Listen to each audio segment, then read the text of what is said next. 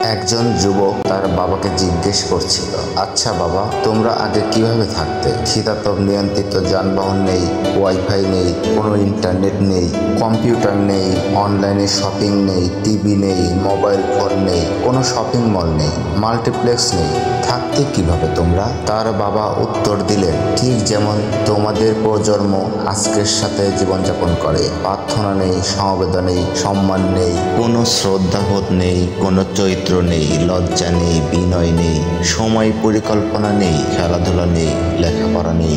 আমরা যারা 1940-1980 সালের মধ্যে জন্মগ্রহণ করেছি তারাই ধন্য। আমাদের জীবনে একটি জীবন্ত প্রমাণ। আমরা স্কুলের পর সন্ধ্যা পর্যন্ত খেলতাম।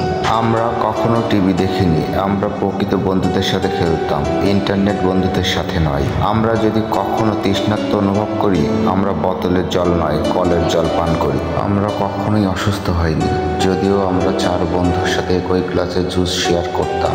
আমাদের কখনোই ওজন বাড়েনি, যদিও আমরা প্রতিদিন প্রচুর পরিমাণ ভাত খেতাম। খালি পায়ে ঘোরাঘুরি করেও আমাদের পায়ের কিছুই হয়নি। আমাদের মা ও বাবা কখনোই আমাদের সুস্থ রাখার জন্য কোনো সাপ্লিমেন্ট ব্যবহার করেননি।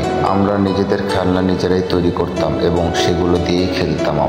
আমাদের বাবা মা ধনী ছিলেন না, তারা আমাদের ভালোবাসা দিয়েছেন, পার্থিব উপকরণ নয়। আমরা কখনোই cellphone, video play station, Xbox, video game, ব্যক্তিগত কম্পিউটার, ইন্টারনেট, চ্যাট ছিল না। তবে আমাদের প্রকৃত বন্ধু ছিল। আমরা আমাদের বন্ধুদের বাড়িতে বিনা আমন্ত্রণে যেতাম এবং তাদের সাথে খাবার উপভোগ করেছি।